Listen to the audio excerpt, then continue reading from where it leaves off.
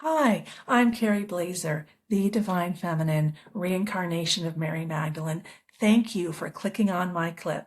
But I want to let you know that I have a free ebook linked below, my 6 Divine Feminine Self-Love Strategies. They will help you transform your emotional wounds into personal wisdom. And I take a multidisciplinary approach. I include the laws of physics, psychology, neuroscience, shamanism, mysticism. I went wild, okay? So men can understand and women can understand. There's something there for everyone because what I learned is when something's true, it's true in multiple places. All right, please like and subscribe and help me distribute my ebook to everyone for free by exploding my channel. Take care. Enjoy the clip. Bye. When people do not know how to say no to others in order to prioritize their own physiological needs, that was me, the body will say no for them in the form of disease such as cancer. And there's tons of research proving this now. And the people who get cancer and the people who don't heal are the people who continue to put community or family before themselves. But when I started doing my own work and these, like the love hierarchy, I just saw what I was changing inside myself and how I'm behaving. And then I kind of came up with this structure. I'm like, oh, well, as a child, I had a subconscious belief that I'm the problem. So if I'm the problem, then I create other people's problems that was mirrored to me by my parents. And so if I'm nice to everybody else, put everybody before myself, that's the way I can have healthy relationships. But that wasn't true. We attract what we are to see ourselves. We live in a holographic universe. The universe is a mirror. Oh, okay. When I started learning that, I'm like, okay, so I need to love myself. And over time, the more I change myself, then my relationships will improve and my experience of the world will improve and I'll stop arguing with people.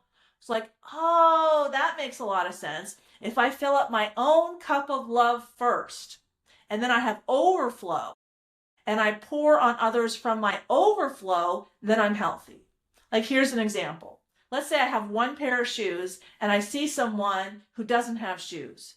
And I'm like, oh, here's my shoe. Here, have my shoes, have my shoes. Is that putting community first or yourself first?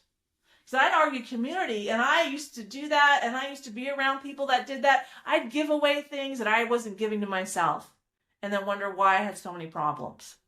But when I learned to prioritize myself in terms of diet, exercise, walking barefoot in nature, basic self-care, then I gave myself permission to rest, which I only did at 51 years old, like permission to rest. I'm sure that's resonating with a lot of people because it always does.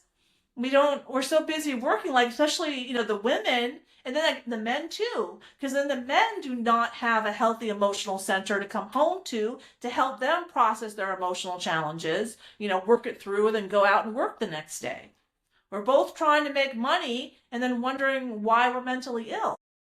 Men and women are complementary. We're not identical. And I know that we've been through a whole social constructionist movement in the last couple hundred years. Men and women are the same. No, we're opposites. We're here to complement each other, not be the same. Men don't have a womb for a reason. Women have a womb. Okay, Dr. Mate. So we'll come back to Carl Jung. And let's listen to Dr. Mate's clip and then we'll go over Carl Jung because those two work together. What happens to a child where the attachment need is not compatible with the need for authenticity? In other words, if I'm authentic, my parents will reject me. If I feel what I feel and express what I feel and insist on my own truth, my parents can't handle it. And parents convey those messages unconsciously all the time. Not because they mean to, not because they don't love the child, not because they're not trying to do their best, but because they themselves are suppressed, or traumatized, or hurt, or stressed. And what does the child do with that? Well, if I give up my attachment for the sake of authenticity, I lose my relationships on which my life depends. Therefore, there's no question. What becomes suppressed is our authenticity, our emotions. And then we become 25 and 30 or 35, 40, and we don't know who we are. Does that resonate with anyone? That was me.